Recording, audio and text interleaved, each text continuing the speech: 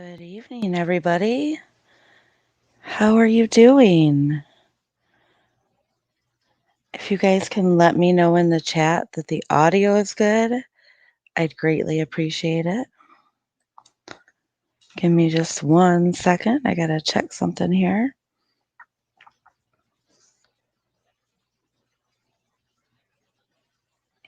And I have to fix something. All right, audio's good. Hold on 1 second. We gotta do it this way. Can you hear how tired I am? I'm so exhausted. It's called getting old, I guess, huh? All right, I gotta look at my screen and make sure this shows up right.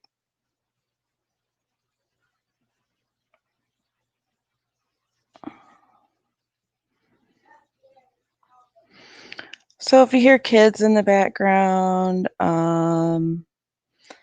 yeah, they're playing Madden, and they argue when they play Madden and video games. So I apologize in advance if you hear any yelling or screaming or, brothers fighting over video games, all that good stuff. What's everybody been up to? It's been a while since I've been on here. I've had a lot of crazy going on in my life. Let's see who's here. I saw my kids are brats is here. Hi. Hi, Car Guy. Hi, Manda. Hello to Jilly Bean, Rhonda Blackburn, Anan. Oh, Rhonda, the kids argue. These two argue all the time. They're 5 years and 3 weeks apart, and they keep me on my toes. My oldest son, that's kind of why I've been absent here. My oldest son just went through a major surgery 3 weeks ago. He had a full ACL replacement as well as some other stuff done to his bones where they put screws in. So it's been a wild ride the last couple months. I've been back and forth to Oh, hold on. I just got a text that I got to take care of. I've been back and forth to therapy. At one point, I was at therapy with him 4 nights a week for 4 hours at a time, and I thought I was going to lose my mind. And now we're at 2 nights a week, which is great. He's doing good. He took steps this week, and I told him, I was like, Nate, I saw you walk at 9.5 months old, and I'm seeing you walk again at 17. It's pretty amazing. So I got to see him walk twice in life for the first time. You got to find the silver lining and everything, I guess, right? It's been a hard road, but we're getting through it. And yes, Rhonda, it is a very serious surgery. The recovery is serious. The rehab, the rehabilitation is serious. Just, when he came home from the hospital the first week, he literally was ready to cry when he realized he couldn't lift his leg up. So it's been hard on him. It took him out of his first year of varsity football. Um, on top of everything else that this wonderful year has thrown our way. So it's been a great one for sure. But we're still blessed, we're still happy, and we are making the best of what we are dealing with here. Rhonda, how long did it take your son to heal? You know what, Ashley? Yeah, so he's being treated at one of the best hospitals in the country. His doctors actually operate, his doctor specifically, exclusively operates on a NFL team. He is the main doctor for an NFL team. But because of the pandemic, the aquatic therapy pool is closed. So that is a disadvantage right now. Okay, Rhonda, 9 months. Yeah, he's got about 4 months left of therapy. Um, 4 months left of therapy, and I think the total treatment time is going to be 18 months total, they said, because he's going to do some research studies and all of that that's supposed to help prevent osteoarthritis in the future. So he's a tough kid, though. I'll give him that because, you know, he never cried in pain, even when it happened. After surgery, he did great with pain and he's bounced back really good and he's taken it all very well, very well, especially for a teenager. You know, your high school years are your best years. You don't think they are when you're going through high school, but they definitely are your best years. And football is some of your best memories. Um, so he had that taken away from him along with his junior year of high school because my kids are still at home doing homeschool, but he's making the best of it. He smiles and I tell him I am so proud of his strength and just his ability to overcome. It's amazing to see your child take something on so serious and do it with a brave face. So, other than that, that's what's been going on my way. It's kind of slowed things down here at WTAF, but we're doing a lot of things behind the scenes. For sure, doing things behind the scenes. We have a new website.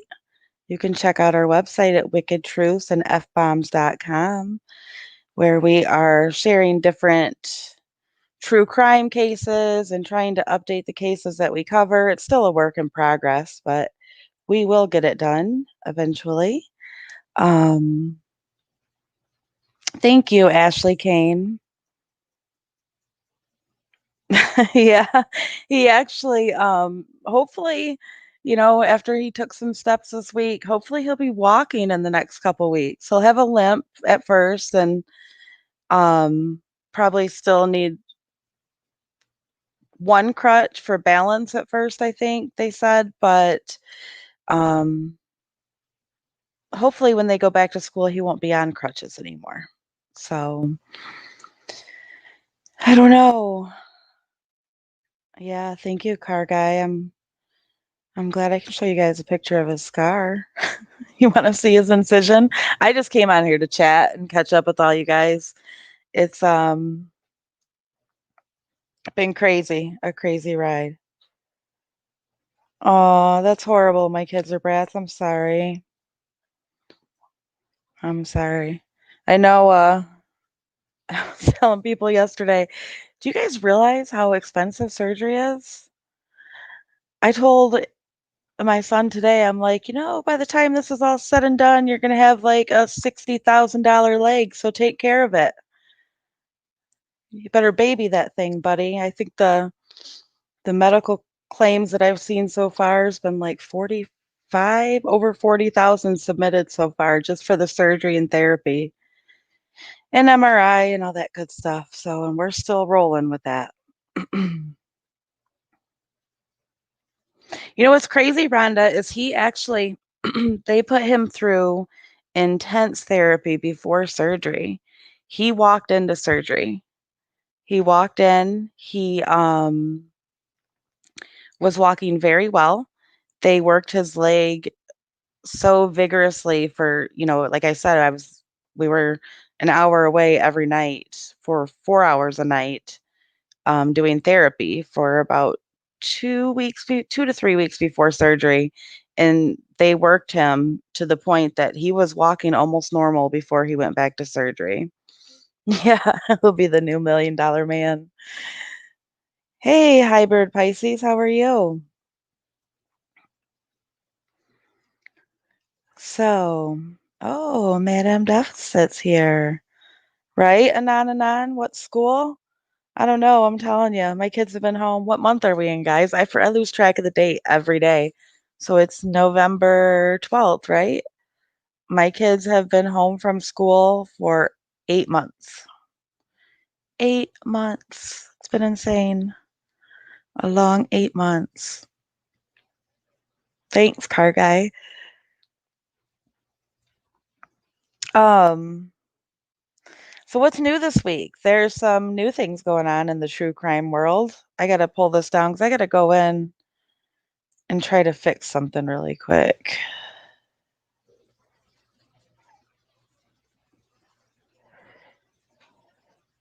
Hold on.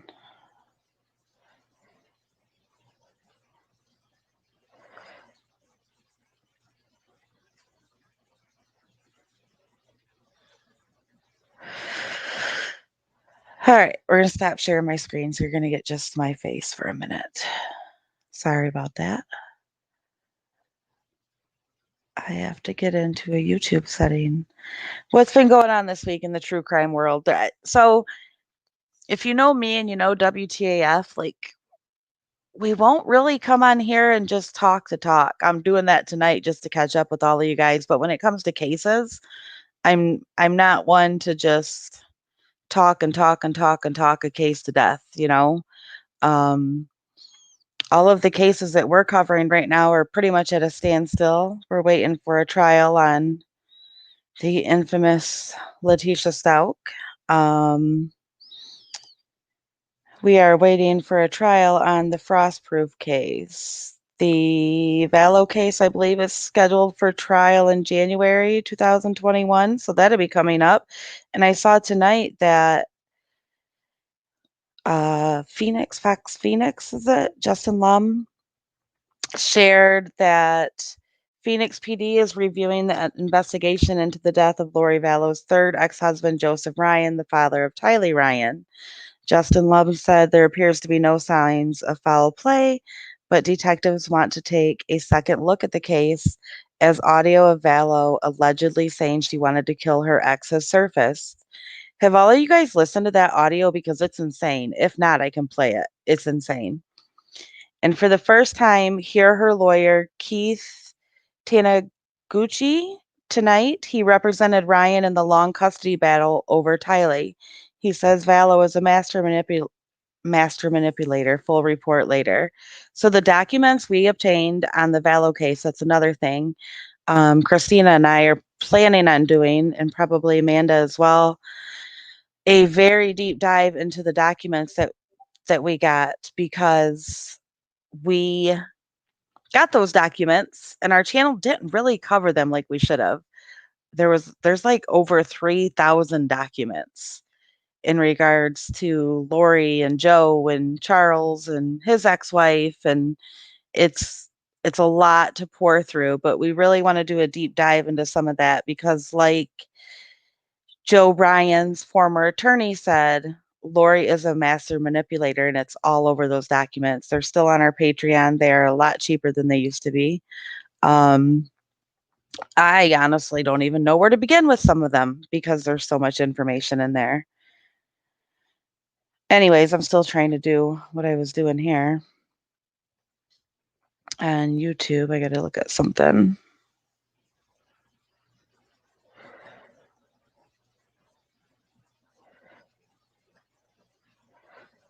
Bear with me just 1 second.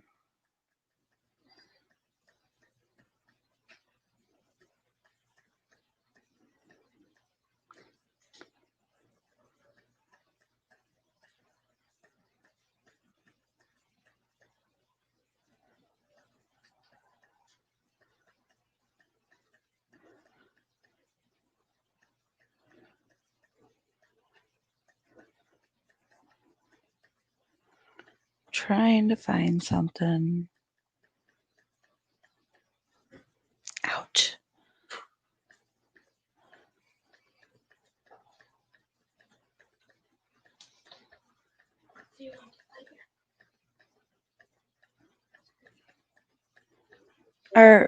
Is anybody else homeschooling your kids?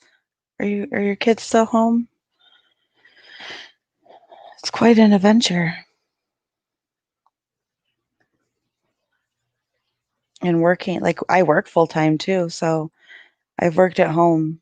I worked at home before the shutdown and everything, but whoo, let me tell you, working at home with two kids, um, homeschooling, my goodness.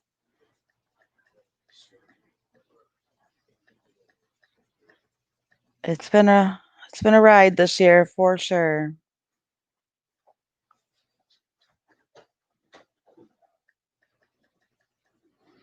Oh, I know how I can do it. Hold on.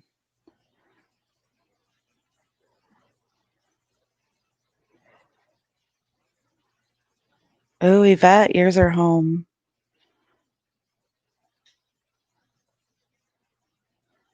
Your kids have been on remote since March as well. Beauty by KK. It's crazy. Hybrid Pisces, your daughter's home, son is in school. Homeschooling's not easy. It is hard. It's not the work that's hard. It's just getting them to focus, all of that good stuff. I know what I gotta do. Sorry.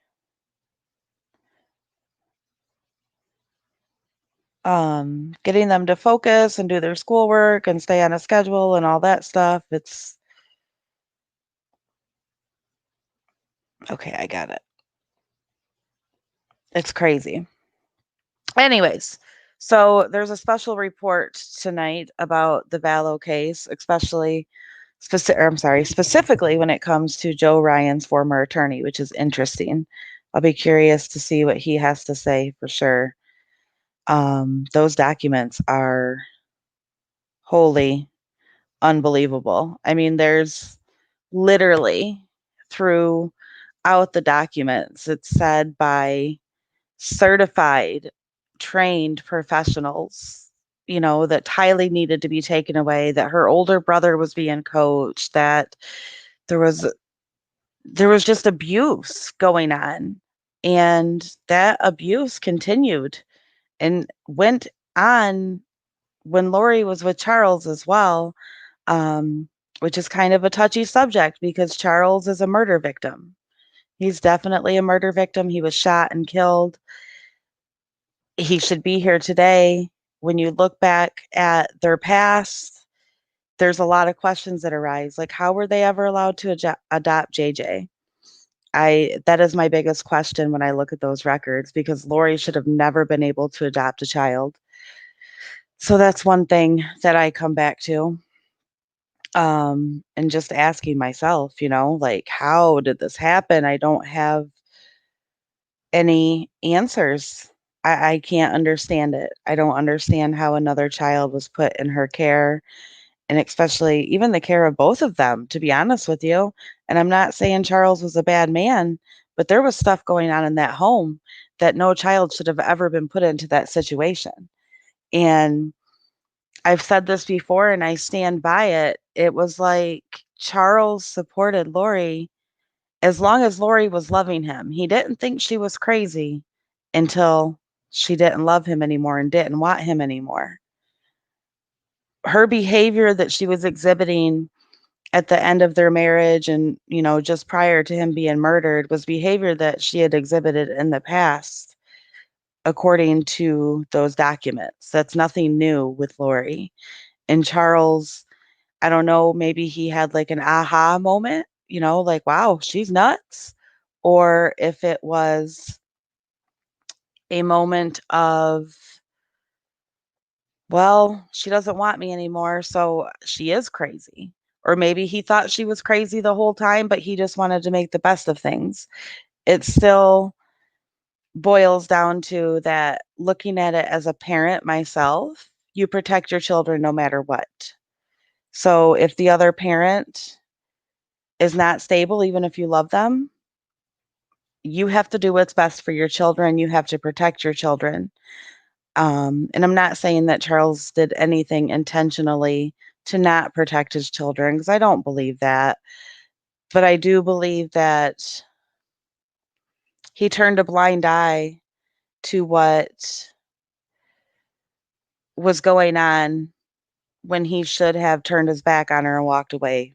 And that's ultimately how I feel, and I will always feel that way. It doesn't mean that I would ever think that he deserved what happened to him because he didn't. He should be here. He is a murder victim. I think Lori put him through hell as well. And yeah, you're right, Rhonda. He paid the ultimate price, and it's absolutely horrendous when you start when you start reading, hey AJ, when you start reading those documents and you see the things that happened in that house, you're just like, what in the hell? How? How? How did how did they adopt JJ when these things were documented within the courts on both, within Charles's divorce with his ex-wife and the battles they went through after their divorce, as well as the battles between Lori and Joe? It became so intertwined at one point that, I mean, Charles assaulted one of the lawyer's wives. He pushed one of the lawyer's wives in the hi Kathleen, in the courthouse.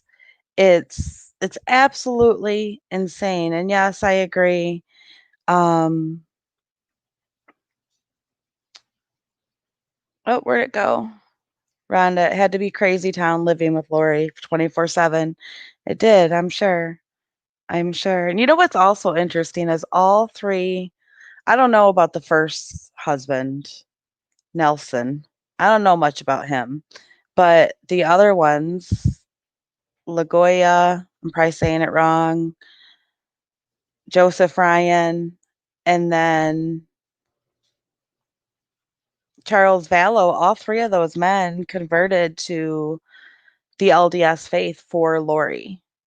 And that was one of her issues with,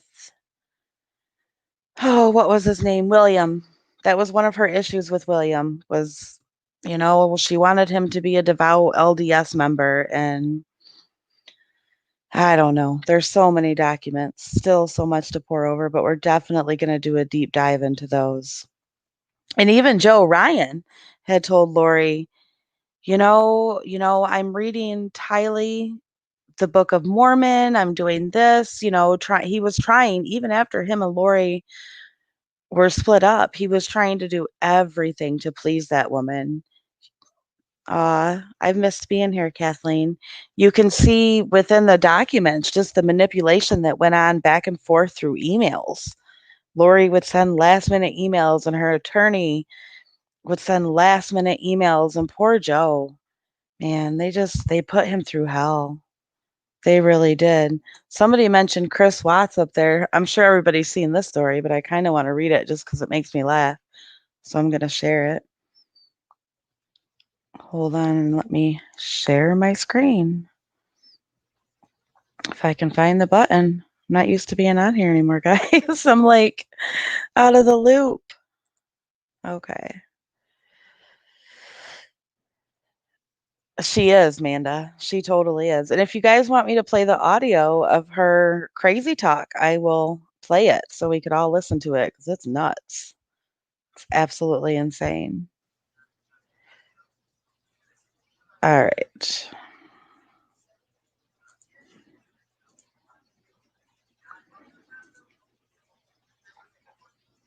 Did you guys see this? Did everybody see this?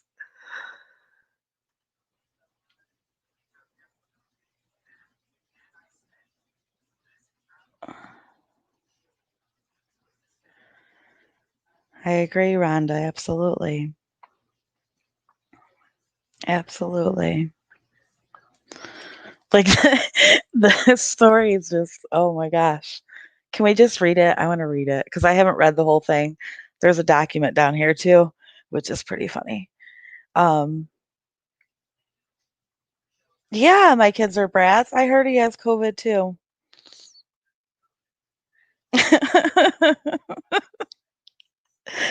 Oh gosh. Okay, I'm gonna read it. Hold on. So,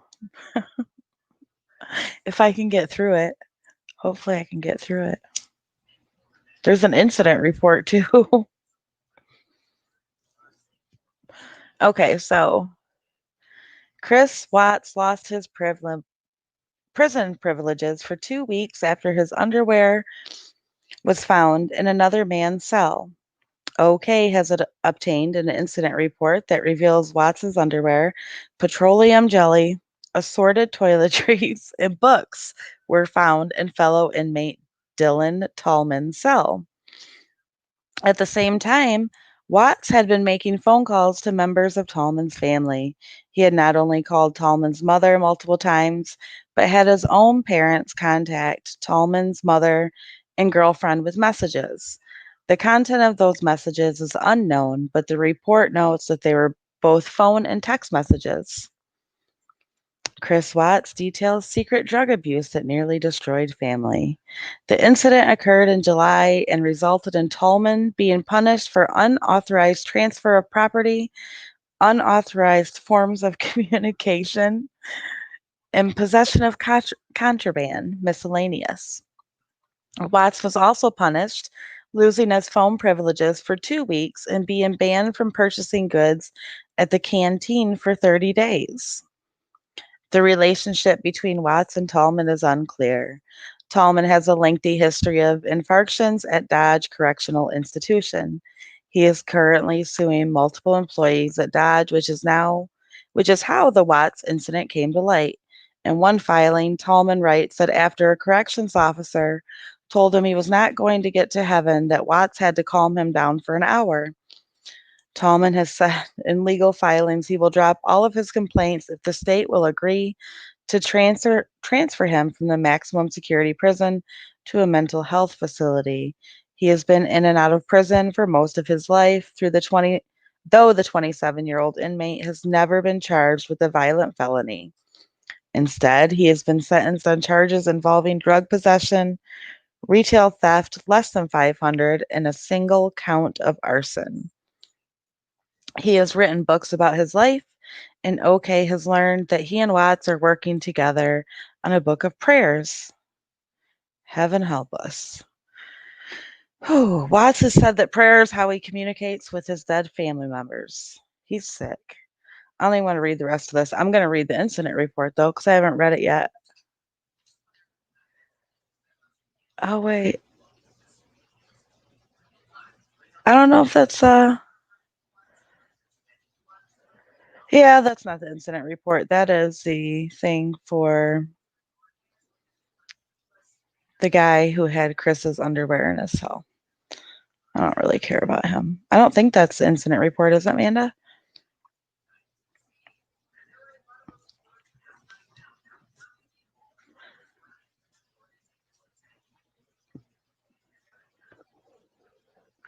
What, Janine?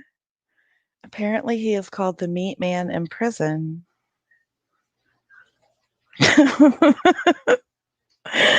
Oh, gross.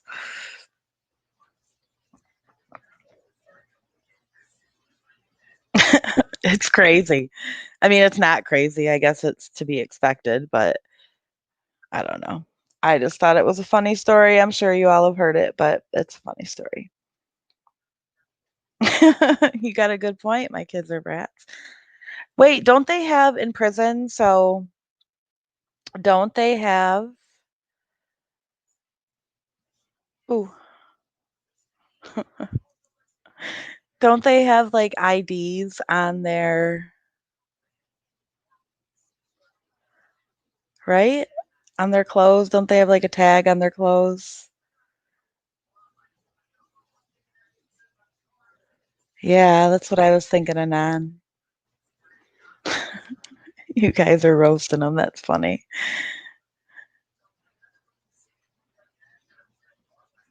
Oh, so I'm guessing the contraband was the petroleum jelly, right? That would be the only thing that's contraband because underwear is not contraband, right? I don't know. Are they not allowed to have petroleum jelly in prison?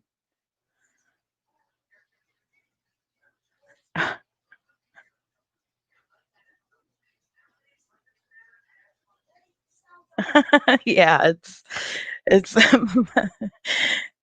something that oh, okay, so they aren't supposed to buy stuff for other prisoners. You're right. That makes sense. So because the petroleum jelly was probably purchased by Chris, I'm guessing, and they have a purchase history and it was found in Tallman's cell. And then he was calling the guy's parents for him. The things that make the headlines, you guys. It's funny.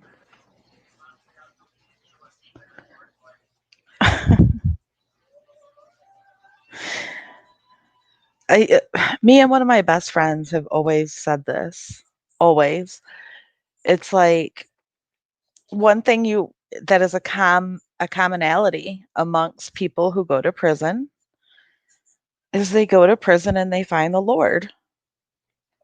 And, Chris did not disappoint in that area. He's gone to prison and he's found the Lord and he leaves his underwear in other men's cells.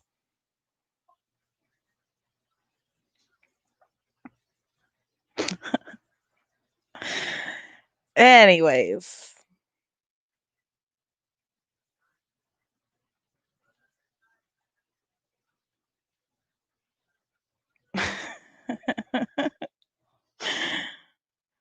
Oh, the comments. Okay, let's see what else is on the list for this week that's going on. Um, how many are you? How many of you guys are following the Morphew case? That's one that was touched on lightly here at WTAF, and it's one that our group is probably a controversial group, I'd say, because we're not on the bandwagon. And it's not because we think one way or the other, it's because I don't know. We deal in facts for the most part, as much as we possibly can. And there's so little facts within the Morphew case that I personally feel like I can't for myself. I mean, we don't stop discussion in our group. We let people talk. That's fine. They can talk about whatever they want, but people don't like it if we say, you know, I don't know, me and some of the other WTAF admin team have been accused of some pretty gross things when it comes to Barry just because we don't follow like I don't want to say the crowd, but we just don't jump on a theory and stick to it. Does that make sense? We tend to like to have the facts before us and I don't know. It's so hard for me personally not hearing much from Barry or law enforcement themselves that I don't know what to think. I really don't. Um, and yes, it is horribly sad that her father passed away this week. It is horrible. It's unbelievably sad that he died not knowing where his daughter is and not having the answers to that. And, what a horrible time for their family. Um, I just I can't imagine.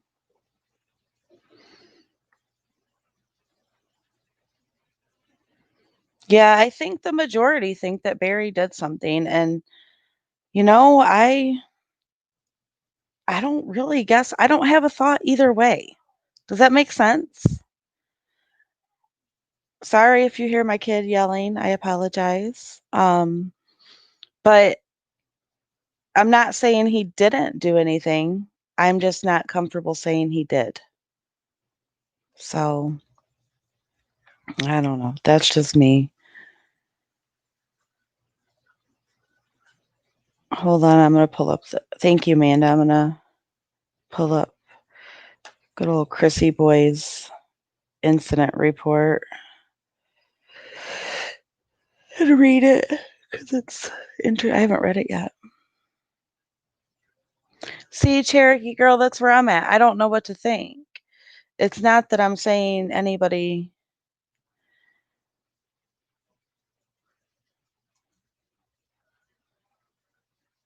I mean, that's fair, Rhonda. You just think he's not acting like a person who is innocent. That doesn't make him guilty. That's a fair statement. And Cherokee girl said, I don't know what to think either. Not enough information. Car guy 72 said, just my opinion. I don't think Barry had anything to do with it. Yes, definitely love to the Mormon family.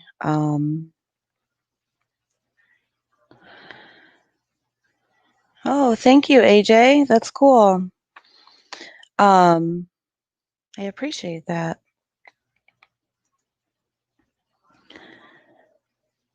Yeah, Joyce, he doesn't want anybody on his property. So I guess I look at this both ways.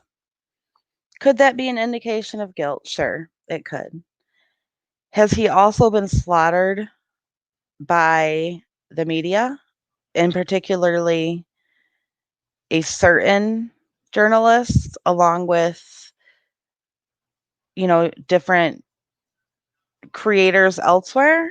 Yes, he has. I personally, if I was him, I wouldn't want anybody on my property either. I probably wouldn't talk to anybody either because, I mean, you look at it either, no matter what he says, he's screwed. People are going to rip it apart either way, right? I mean, literally somebody in our group, and if you're in the chat, this is nothing disrespectful to you at all, but one of the comments made in the group was, it was like the article a couple weeks ago about Barry buying oats, I think it was, right? He was buying oats, and somebody made a comment, and this is the comparison they made, and they said, this isn't verbatim, but they said, well, of course he bought oats. He's going to lay it down in plots to lure the deer in and kill them too, just like he did Suzanne. That's what he does. And I just thought it was like a really unfair comparison because, I mean, people who hunt, I mean, that's how can you compare a hunter, right, buying oats to Barry Morphew buying oats? Yeah, I didn't like it. I didn't like it. And if I was him, I would be quiet too. Um, I don't know the answers. I don't think any of us truly know the answers. I think there's a lot of theories out there. Melissa Seegers, yeah. I mean, I would never be in this position, but heaven forbid I ever was. I would never, if I was being slaughtered in the media, let's look back at Tisha. What'd she do? She just kept talking and talking and talking and talking. Thank God she did, right? But that woman believed her own lies. I don't even know enough about Barry to tell you like what his personality's like. So I think he's at a point that he probably needs to be quiet. It's probably in his best interest either way. Innocent, guilty, whatever. I also think the angle of him being a business owner is important because, I brought this up in our group either. When you look at the McStay family murders, um, when you look at that case, I want to say it was, I don't have it in front of me, so don't hang me at the cross if I'm wrong on the years, but I want to say it was like 3 years before they were found or something like that, and then another 3 years before Joseph McStay's business partner was convicted.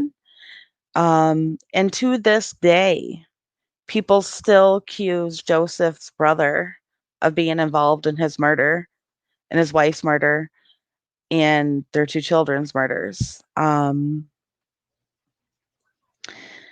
So I don't know. I don't know. Let's see. My kids are brats. The only problem you have with Barry is that he hasn't helped with the search and was distant towards Andy. So, from my understanding, Andy didn't even have contact with Suzanne when she went missing. Isn't that correct? And I also understood it that Andy had Barry blocked. But I will admit that I've been kind of, out of the loop here for a few weeks with all I've had going on. So, I don't know. If it was me, I would have to agree with this too, though. My kids are brats. He should be leading the search. I mean, if it was me, I would be out there too. But again, um, you know, he could have a lawyer advising him what to do. Oh yeah, that's crazy. I was gonna talk about that, Joe or Car Guy 72. Sorry. Yeah, we're gonna talk about that one. Yeah, anon, anon. The first thing a lawyer will say, keep your mouth shut. I don't blame Barry for not talking much. I wish he'd help with the search party. I think that's fair. Um, Melissa Seegers, they had issues with communication because of a disconnected landline, poor cell reception. Interesting. Yeah, so I don't know. I guess that's a case I'm neutral on. You guys know I came out swinging on Letitia from the moment I saw her first interview. I was not neutral about that whatsoever. Um, I also had some inside sources at the time, but even despite the inside sources, just Letitia's whole demeanor and her character and the way she behaved, I could not ignore what was going on, like what I felt from watching her as a mother. When it comes to Barry, I don't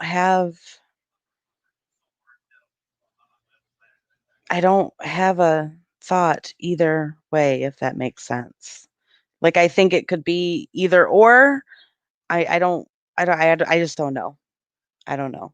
I think there's too little information. Even law enforcement has said next to nothing, right? When it comes to Suzanne, they have said next to nothing.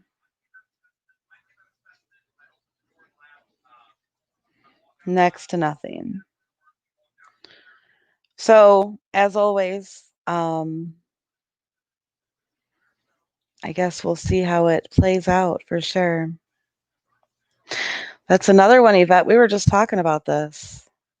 Speaking of cases with not guilty significant others, any updates on the Heidi Broussard case? There are not any updates. I don't think that case is moving slow, very slow, very slow. I mean, when it goes to trial, of course, we're going to cover it. There's just been nothing really significant besides what we all already know. This whole pandemic this year has delayed so much. Even the Michael Jones case, which I covered extensively, it has been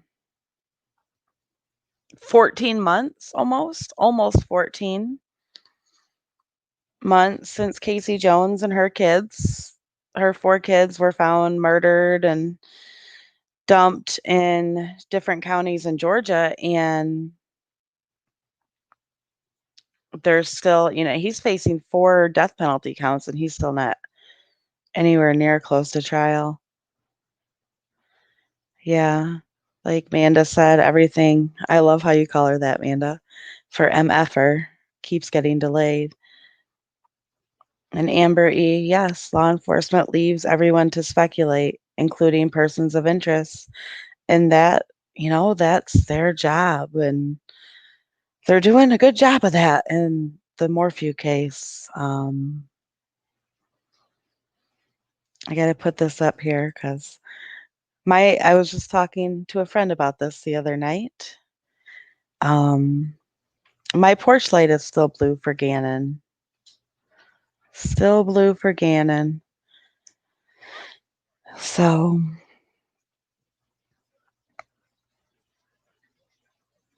all right. Have you guys seen or heard the incident report on Chris Watts? Do you want me to read it? I'll read it if you do. Just let me know in the chat.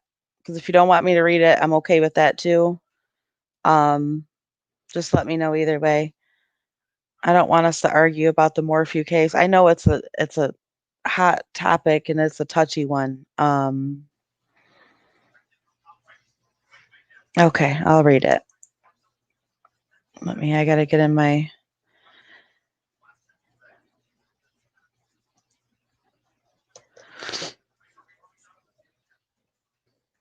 I gotta pull it up really quick.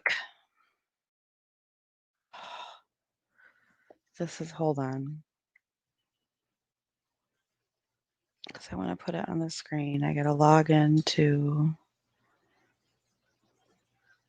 pull it out of my messages.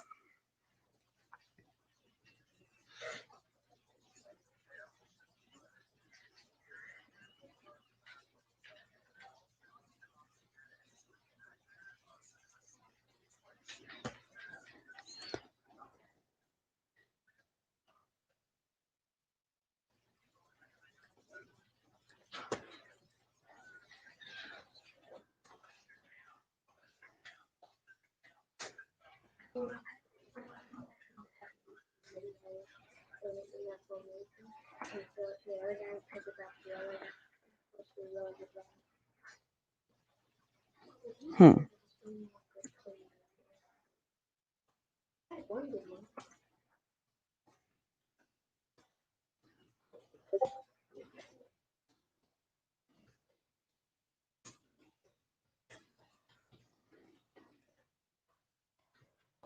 Hold on. Hold on, let me try a different browser.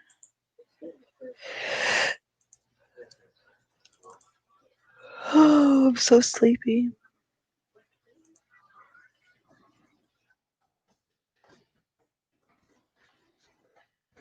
That ain't gonna work either.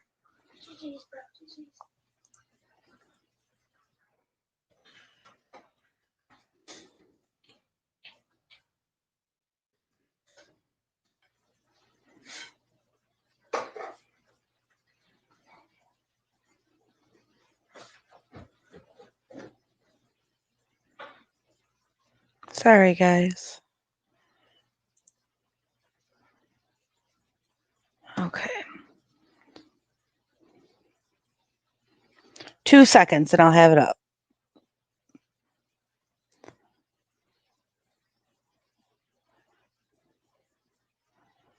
Well, maybe longer than 2 seconds, but you know.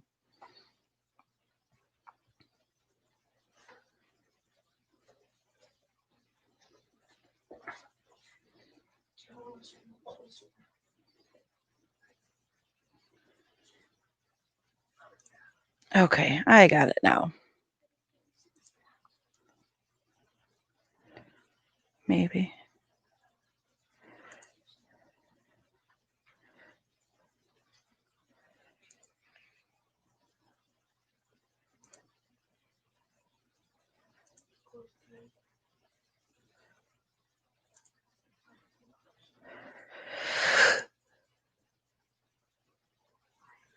Oh, of course my kids are brats. Of course. I've missed being here. I just haven't. No, my kids thought I was calling them brats. No, I'm not calling you guys brats. No, there's a YouTube user whose name is My Kids Are Brats. So sorry, my kids totally thought I was telling you guys that my kids are brats. They totally can be too, but no, I was replying to my kids are brats and saying thank you. Yes, I'm totally building the suspense here. Totally building it. Oh, hold on, let me pull this comment down.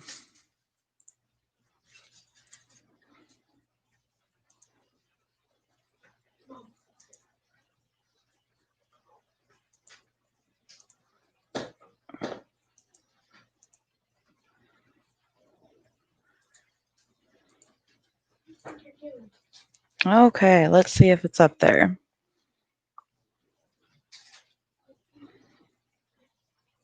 It is.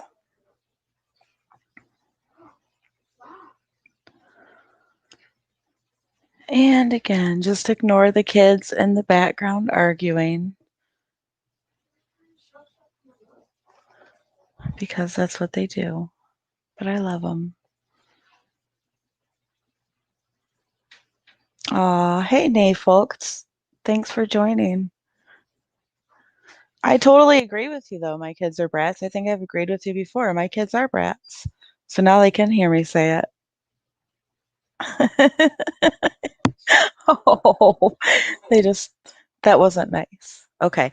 All right. So this is Chris's incident report. On July 6th, 2020, Sergeant Pass and I, Sergeant Hilscher, conducted a cell search on Unit 11, Cell 13, that is assigned to Tallman Dillon at number 504789. The following contraband items were found in his room: dental floss times two, a toothbrush holder, Colgate toothbrush times two, a cup with a lid, a Bic pen times four. What is that?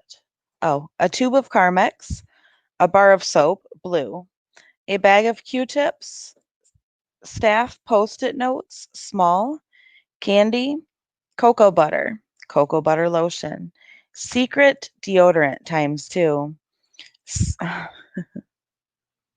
skin, skin cream, body powder, baby oil times two, petroleum jelly, shampoo, black Sharpie marker.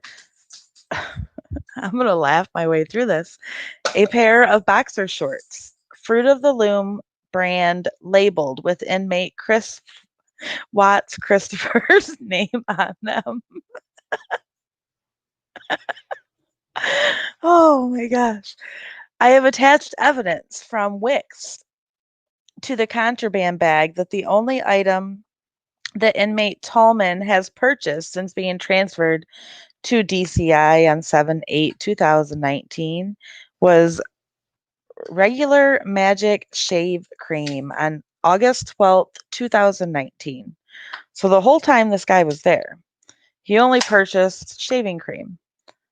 And almost a year later, that was all he had purchased. All that other stuff was contraband, including the Fruit of the Loom brand labeled boxer shorts with inmate Christopher Watts's name on them. Oh, um, let's see. I lost my place. Inmate Tallman has repeatedly been told that there is no trading of any kind on the unit by both first and second shift unit staff.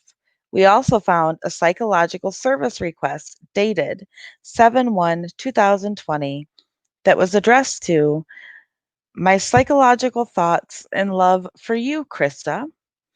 Inmate Tallman's psychologist is um Christina Kithenji, I think. The request states that he is lovesick for her, asked her, "Will you be mine through thick and thin, great and rough, among other things?" On April 30th, 2020, inmate Tallman received a conduct report for contraband for having canteen items in his cell that he did not purchase. Lieutenant Cullaby was contacted and advised on what was found. Inmate Tallman was put in temporary lockup status and escorted to restrictive housing until what? Until when Unit 11 was returning from recreation. The PCSU request is also in the contraband bag for evidence that was taken and secured in the security suite, along with all contraband items by Lieutenant Colaby. Also found was a pill that could not be identified by HSU nurse Walsh that will be sent along in the contraband bag. Later in the day, inmate Watts Christopher number 6744796 was questioned by Sergeant Mueller and myself. Since his boxers that were labeled with his name were found in inmate Tallman's room. Inmate Inmate Watts admitted to giving inmate Tallman his own personal books, hygiene products from canteen, toothbrush, petroleum jelly, shampoo and soap, coffee, and his own personal Fruit of the Loom boxers. Inmate Watts also admitted to calling inmate Tallman's mom for him and having Watts's parents message, call inmate Tallman's mom and girlfriend also. Per DCI handbook, inmates are not allowed to make telephone calls for other inmates. Page 31, number 9. Inmate Watts said that he was aware that he cannot give another inmate his property and did not have permission to give any items away. End of report. So it looks like good old Chrissy boy got himself in trouble. And he claimed he gave his boxer shorts away. Oh, that's possible, Yvette. That's possible. I don't know. I think it's funny. Regardless, it's just a funny headline this week. You mean Chris didn't give him any noodles? So, Suzanne, did he go back to saying that he didn't kill Cece and Bella? Or is that his family working through somebody else who's saying that?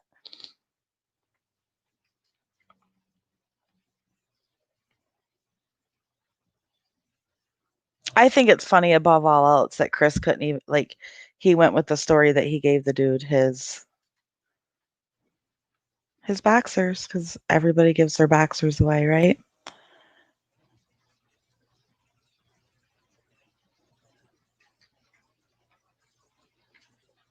That's funny stuff.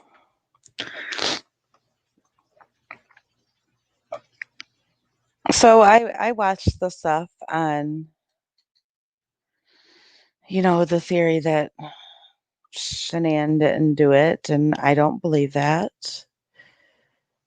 Or that Shanann did do it. I don't believe that at all. I still think Chris is responsible for all their murders, but hey, it's a free country and everybody can say what they want, right? Did he autograph his boxers?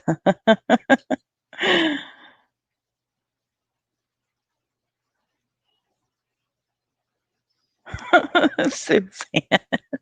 Yeah, the secret deodorant had me cracking up, but I bet it's men's secret deodorant. I want to know why this guy's been in prison for so long and only bought one can of shaving cream. Like literally the whole time he's been there, it looked like he bought nothing, right? It said the only thing that he had bought on his own was that shaving cream. Um, you guys are cracking me up with the comments. So, how does an inmate go to prison and not buy anything? Like, how does that work? I'm not familiar with all this stuff. I know they have to have money in their commissary, but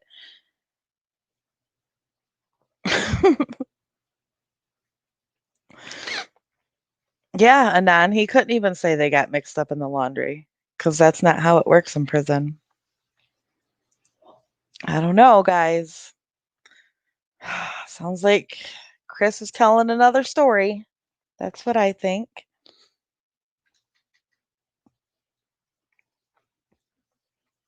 I don't know. So, I want to talk about the Salt Life case. Have you guys heard of the Salt Life case? Because we're looking into this.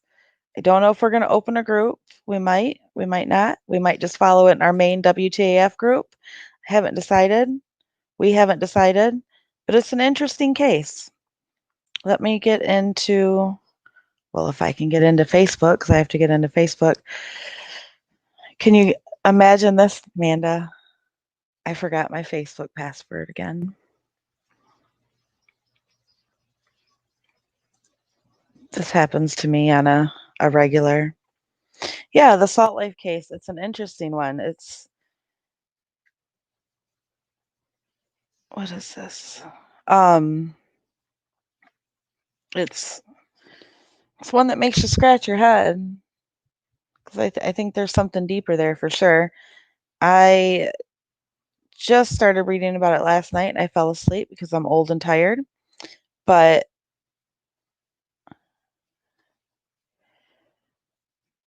I will go into our group and read to you guys what we have in there so far. I haven't. One of our team members did a little digging and pulled up some great information so far.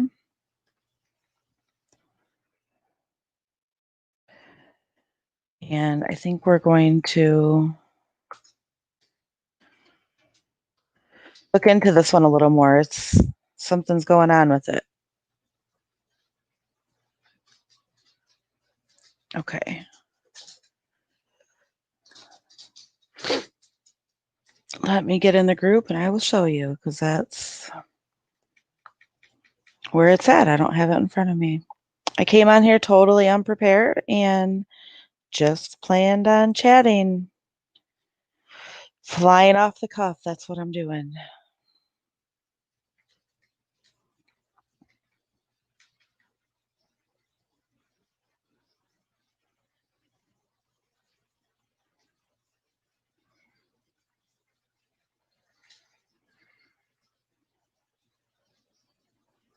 Oh, wait. I got to get a login code.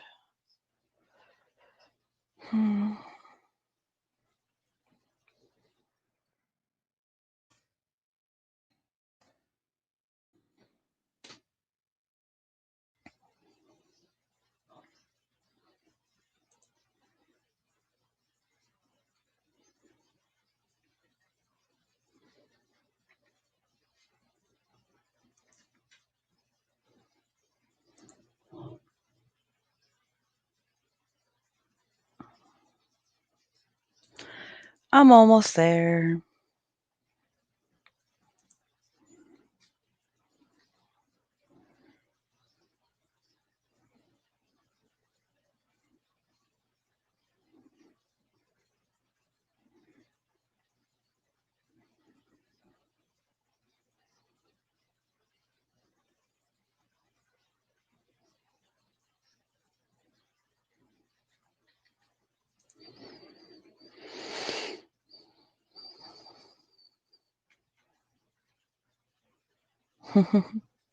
Hey, Shannon. All right. Let's get this up there.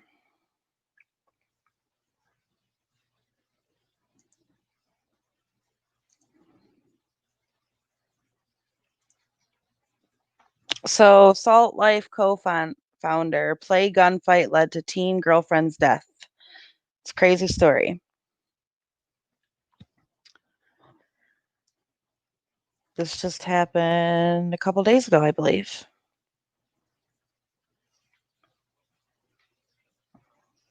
I just need to make sure it's up. Yep. Okay. Salt Life co-founder play gunfight led to teen girlfriend's death. At a hotel on Singer Island, things went terribly wrong when the co-founder of the popular clothing brand Salt Life said he held up a gun in the middle of a play gunfight, and shot his girlfriend, a police report released Monday states. Michael Hutto, 54, who no longer is affiliated with the clothing company, told police that he and Laura Grace Duncan, 18, so he's 54, girlfriend was 18 and also friends with his daughter on Facebook, were planning to drive to the Keys when they decided to stop midway and go to the beach, police said. They checked into the Hilton Hotel. He said that they were pretending to shoot each other using their fingers in the hotel room, and that as his girlfriend sat on the bathroom counter, he picked up his real gun and it went off, police said. Without calling for help, Hutto drove off in a Dodge Challenger Hellcat, grabbing his backpack but leaving behind his wallet and cell phone at the hotel, his arrest report says. He made it as far as St. Augustine before running out of gas, according to his arrest report. Hutto is from Wellborn, Florida, which is about 75 miles west of Jacksonville. Duncan lived in neighboring Lake City. In Hutto's arrest report, police say Duncan's father referred to Hutto as his daughter's girlfriend. He was arraigned in Palm Beach County Monday morning. Bond was set at $255,000.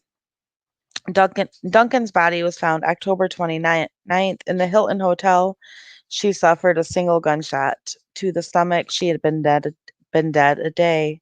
Duncan's father asked police to go to the hotel, concerned that he had not been able to reach his daughter for days. He said when they last spoke several days earlier, his daughter seemed out of sorts. So this goes on to say that Burton Duncan told police he thought his daughter's boyfriend Hutton was giving his daughter drugs, police reports state. Duncan told police he tracked her cell phone to the Hilton Hotel. Surveillance video shows Hutton leaving the hotel in a green and black Dodge Challenger Hellcat. Police across the state were told to look out for Hutto and his car. That's when police in North Florida contacted Riviera Beach Police Department to say that the man they were looking for had been hospitalized in Jacksonville after a possible overdose. Court records say police were called to a BP gas station in St. Augustine after it's not Hutton, it's Hutto, entered entered it saying he needed help on October 28th. Records say Hutto seemed delusional and his eyes were rolling in the back of his head. Hutto was taken to the hospital. Law enforcement officers went to the hospital to speak with Hutto. He blurted out, "I think I may have hurt my Gracie," when they asked if he knew why they were there, police said. On October 30th, Hutto was led from the hospital in handcuffs. He was wearing blue medical scrubs. So if we go back to here,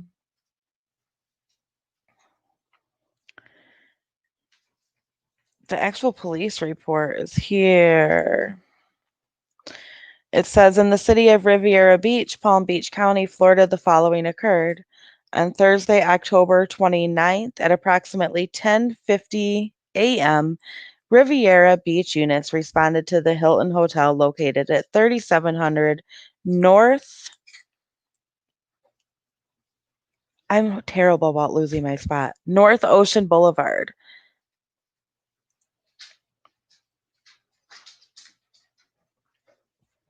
Mm. Okay. Riviera Beach, Florida, in reference to a welfare check on white female Laura Grace Duncan, date of birth 4/8/2002. So she just turned, well, not just turned 18, but she's barely legal. Duncan's father, Burton Duncan, had not been able to make contact with her in over 48 hours. According to Mr. Duncan, his daughter was with her boyfriend, white male Michael Troy Hutto, date of birth 7/7/1966. According to Mr. Duncan, they believe that Mr. Hutto is giving Miss Duncan drugs to keep her sedated. Mr. Duncan last spoke with his daughter on Sunday morning at 8 a.m. According to Mr. Duncan, his daughter sounded out of character and possibly on drugs. Mr. Duncan was able to locate his daughter's location at the Hilton Hotel located at 3700 North Ocean Boulevard, Riviera Beach, Florida, from her cellular phone. Hilton staff assisted units in opening the room. When patrol units arrived, there was a strong odor of decomposition from the hallway. Upon entering the room 713, they observed a female's body on the floor by the bathroom door. The body was covered in blood and there were live rounds observed on the floor. The medical examiner, the medical examiner responded to the scene and observed one gunshot wound to the stomach. The room was rented in Michael Hutto's name. It appears Mr. Hutto's belongings, which include a cellular phone with an attached wallet case, is still inside the room. Inside the wallet case is Mr. Hutto's identification card. Detective Charisma, also with the Riviera Police Department, put out a bolo for Mr. Hutto and his vehicle, a 2020 forest green with a black hood Dodge Challenger Hellcat, bearing Florida tag PDSN61. Corporal Masters from St. Johns County Sheriff's Office contacted Detective Charisma. Masters said that on October 28th, 2020, Mr. Hutto overdosed inside of his vehicle at a BP gas station in their jurisdiction. Currently, Mr. Hutto is at a local hospital receiving treatment. Mr. Hutto's vehicle was at the gas station located at 120 Center Place Way, St. Augustine, Florida, locked and secured. On Thursday, October 29th, 2020, the St. Johns County Sheriff's Office had deputies respond back to the BP gas station where the vehicle was left, locked and secured, was taken to the St. Johns Sheriff's Office secured facility. I am requesting a warrant for the vehicle to search for any items related to the homicide. Uh, Let me look at comments. Oh, hey, Truthy Magoo. How are ya? So first of all, I'm gonna keep reading. I gotta take a break for a second. Um, what the hell is a 54-year-old man doing with an 18-year-old girl? He's literally got a daughter the same age. What's going on there? It appears there's drugs involved. I mean, you're talking, what is that, like 30, 54, 18, 36 years? That is a huge age gap. Huge. That's a problem. Um, and then when you look at the fact that the victim's father believes that she was being drugged by this man, you have to wonder, was this a case of, could the victim have had a drug problem and the accused preyed on that and used her and kept her drugged in order to use her for sex or whatever he was doing? Or was he trafficking her? What was going on here? There had to be something more here. There's not many 18-year-olds out there, I don't believe, that want to willingly be with a 54-year-old man. There's something, yeah, I agree. An abuser, Amanda, and yes, Car Guy 72, it is disgusting, and he is a groomer. What is Flocka? So I don't know. I mean, I've heard of it. I've never really done much research into the whole Flocka thing, but isn't it like fake weed or something like that? Is that what it is, you guys? Is that, or is that something else? It does. I was just thinking that, Amanda. It reminds you of Taylor McAllister. It absolutely does. That's what it seems like, except this story, it looks like the victim is most likely going to get some justice here. And unfortunately, Taylor still has not got justice. But Flocka synthetic cocaine? I didn't know that. Okay, so a long time ago, this was probably, no, I want to say that was bath salts. Do you guys remember when the guy in Florida chewed another guy's face off when he was on one of those drugs? Get down. Get down. We got husky problems over here.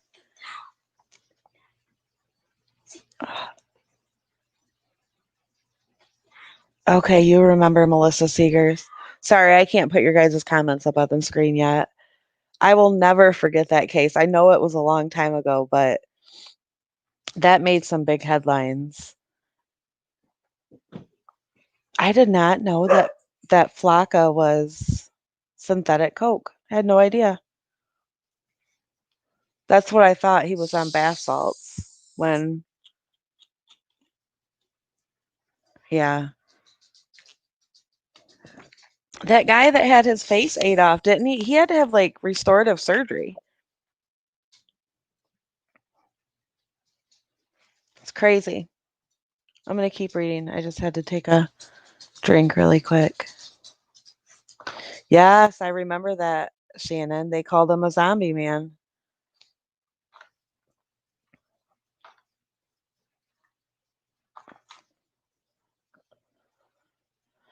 So I want to say I saw a viral video in my area a couple years ago of a girl on Flocka. And it was really hard to watch. I mean, she was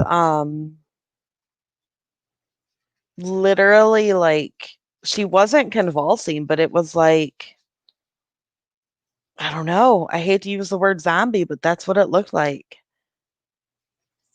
Wow, I just said it at the same time as your comment came up. Like she was just moving like something you would see on like The Exorcist.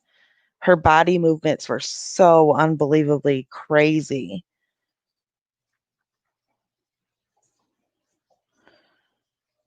Yeah, definitely a good loop to be out of and not know about.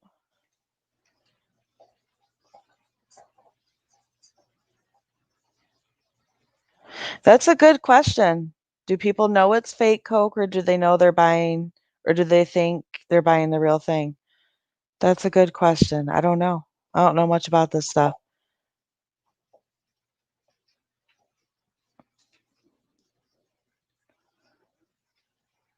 Oh, so it's the same as bath salts? Interesting. I didn't know that.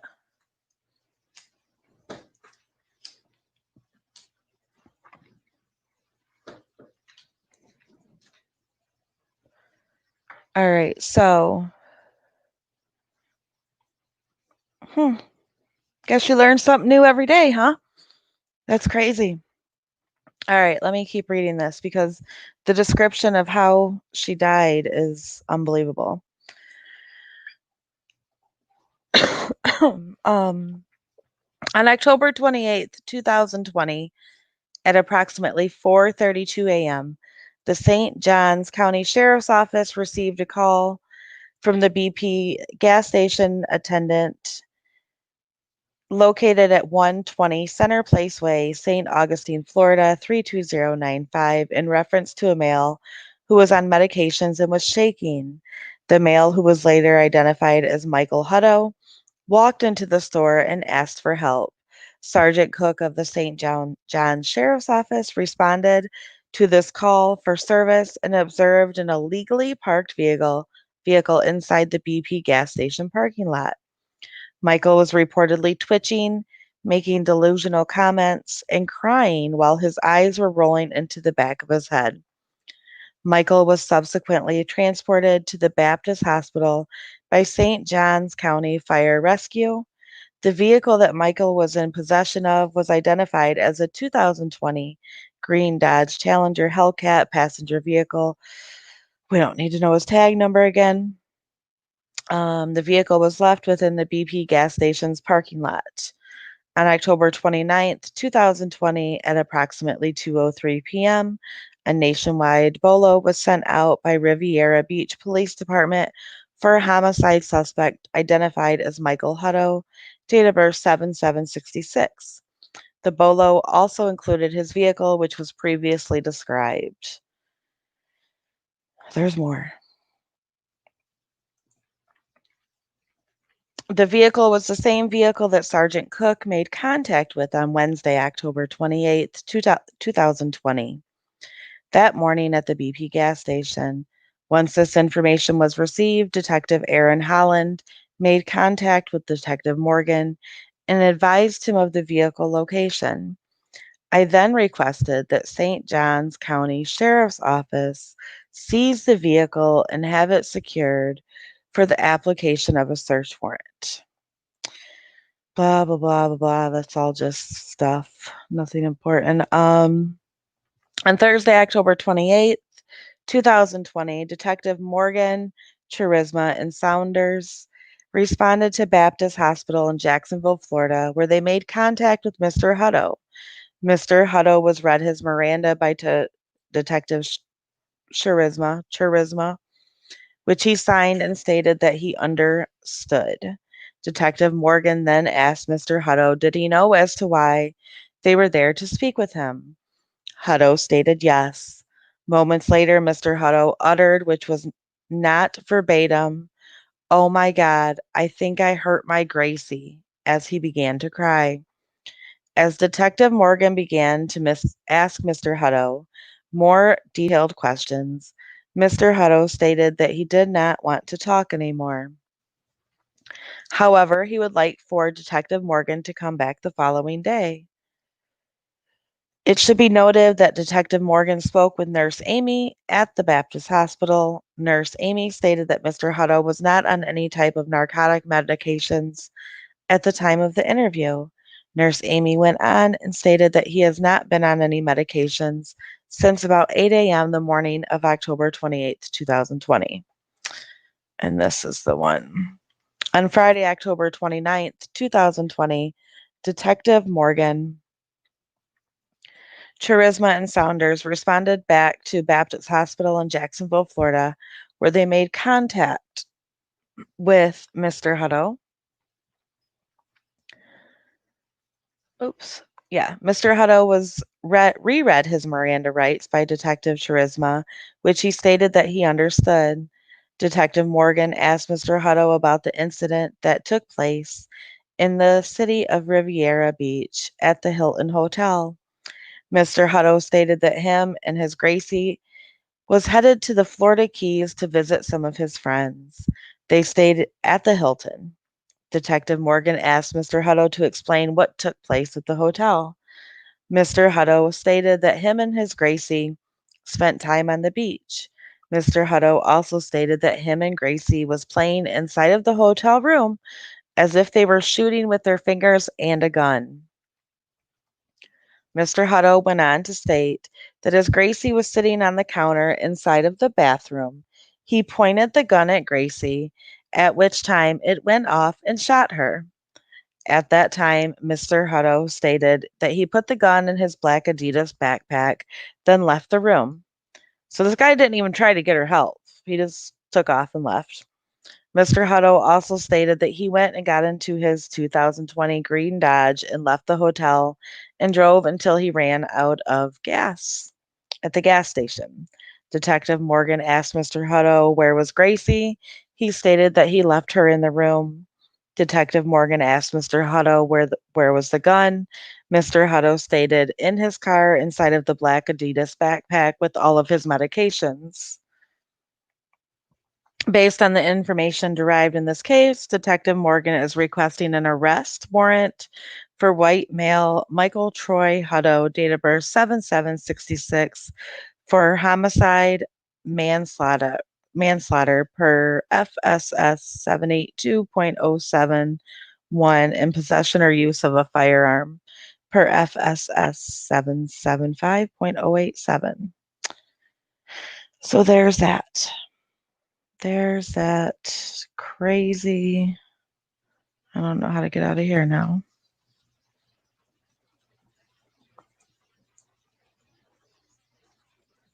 Crazy story. And I think there's more to it. I could be wrong. But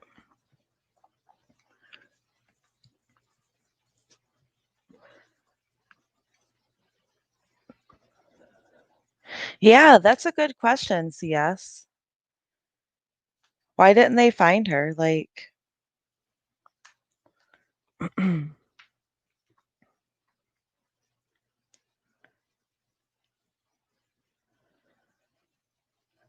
gotta catch up with your guys' comments.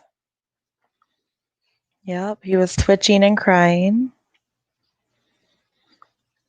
Yvette, I believe that was what Letitia was referring to when she mentioned bath salts. That's what she was trying to allude to.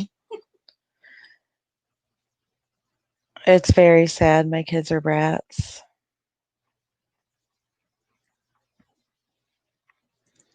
Oh, I'm so sorry, Shannon. Lace and synthetic drugs are extremely dangerous. I lost a good friend who had been hiding a heroin addiction from me. She apparently got a hit that was laced and OD'd immediately. Yeah.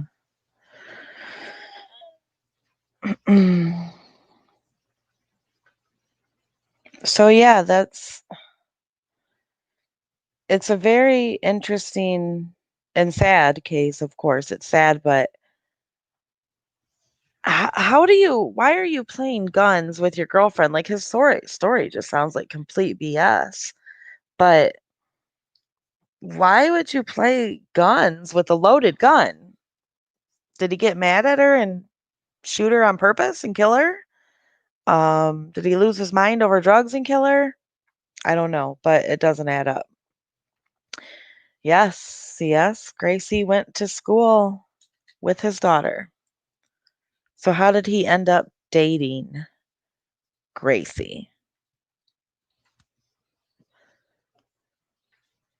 Like, how do you end up with your daughter's classmate? That's insane. You're right, Edward. The playing with guns defense only works with kids.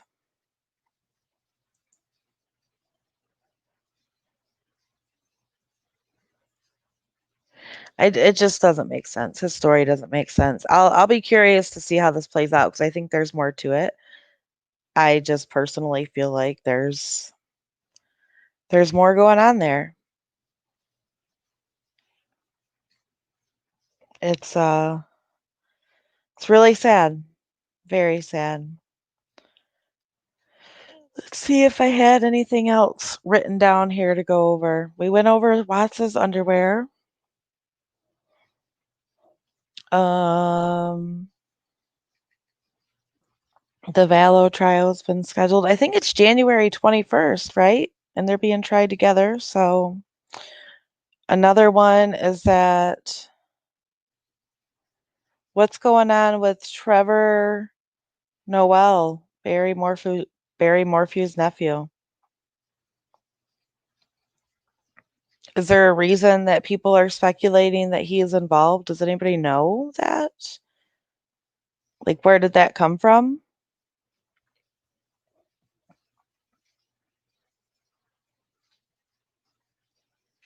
I don't know. I don't know.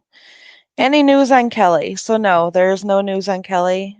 Uh, I think Amanda and I don't know if we'll do it tonight or not, but we're gonna put something together. Oh, it just changed. Okay, so the Vallow trial changed to July. Okay. Um, Amanda and I are gonna put some stuff together on Kelly just to give a little glimpse into a couple things that we do know. As far as I know, no updates on Kelly. She is still missing. CS said that Gracie, she was raised around guns, deer, and duck hunting. I don't think that kind of girl would have played games with guns. I wonder, was she pregnant? That is an interesting question, especially considering where she was shot at, shot in her stomach. I have to still look into this case. I'm curious if,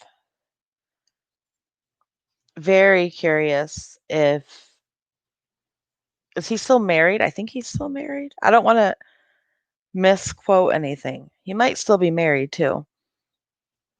The Hutto guy. Yeah, July. What a what an irony, right? What an irony that it's in July because, that whole end of the world stuff. Thank you, Joe, car guy. Um, thank you. I didn't know. I thought it was still January, but oh, he is married. I thought so. Married, 4 kids, grandkids live on the horse farm with them. Hmm. Well, what a POS.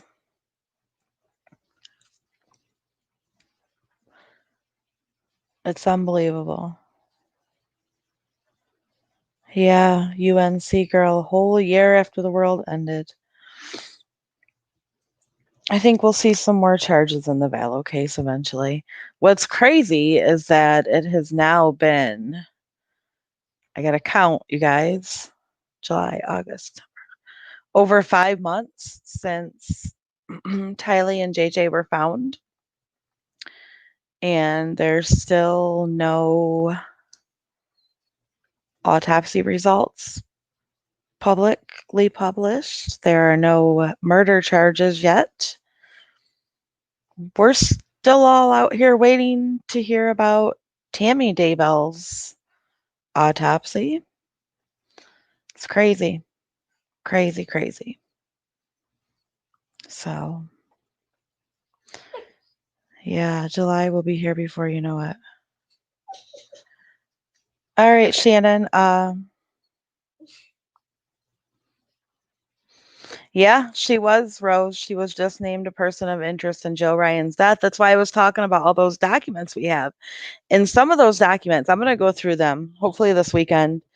And we're going to do a deep dive into that. But in some of those documents, Lori, one of the things that she said, and this isn't verbatim, but it was along the lines of like, she would rather her kids be dead than be with their dad, something like that.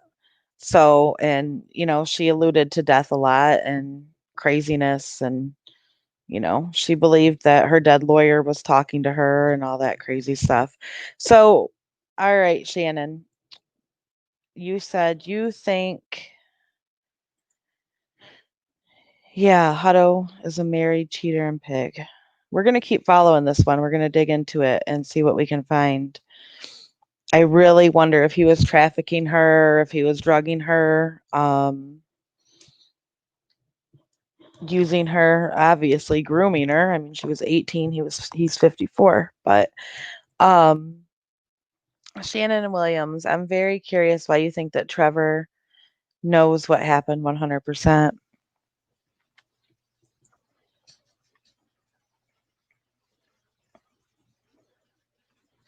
Hmm.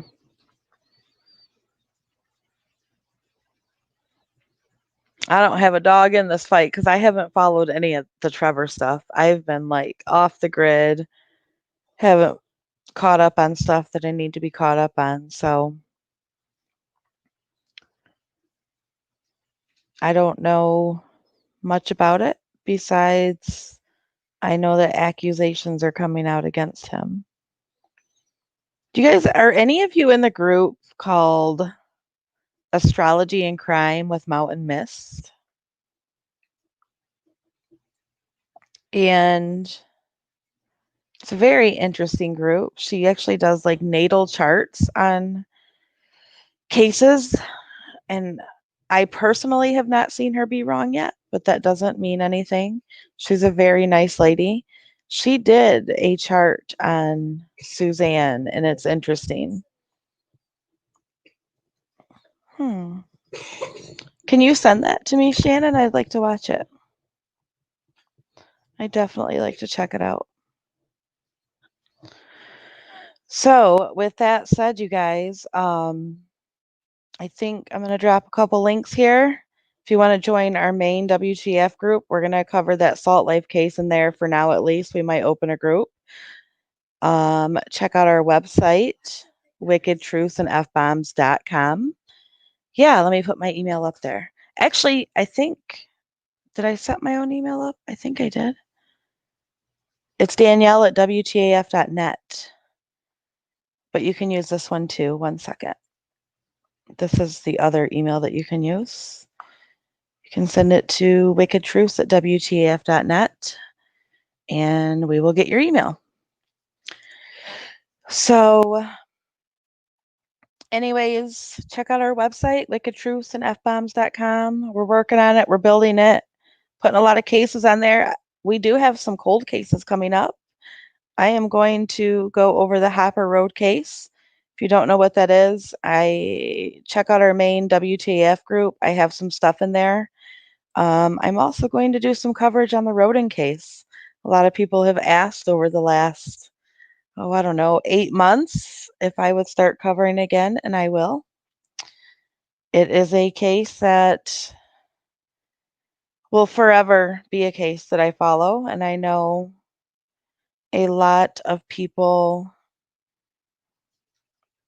follow that case or know about it. It is a case that I know like the back of my hand. So we are going to cover that case here and dig into some of that stuff.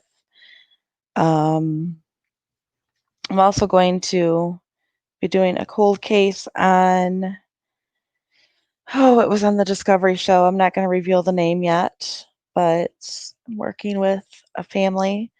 One of their relatives' cases was just recently featured on ID Discovery. So we're going to speak with them and get some information out to try to help them. and just keep plugging away at it. And of course, we're still covering all our other cases. So they're just kind of quiet right now. Letitia's second competency thing got pushed back or whatever. I don't know.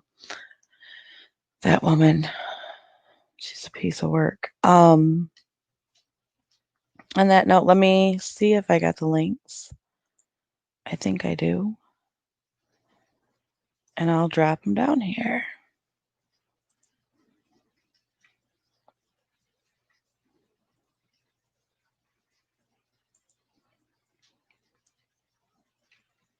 Maybe.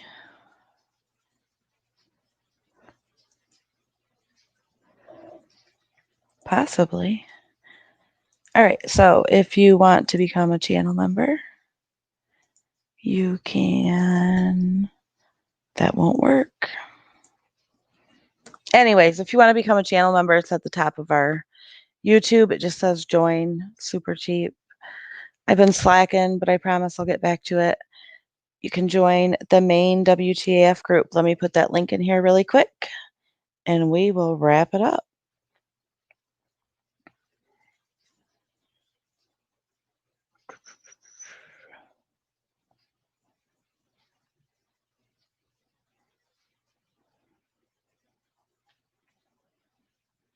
All right, here it is. So you can join our main group there. On that note, thank you for joining me here. Sorry I haven't been around. Thank you for being understanding. Thanks for just chit-chatting and letting me fly by the seat of my pants up here and just talk about whatever. It's been good talking to you all, you guys. To all of the bomb squad down there, thank you for being here. I love you guys. You're amazing. And all the F bombers, have a good night. I'll talk to you guys later. Bye.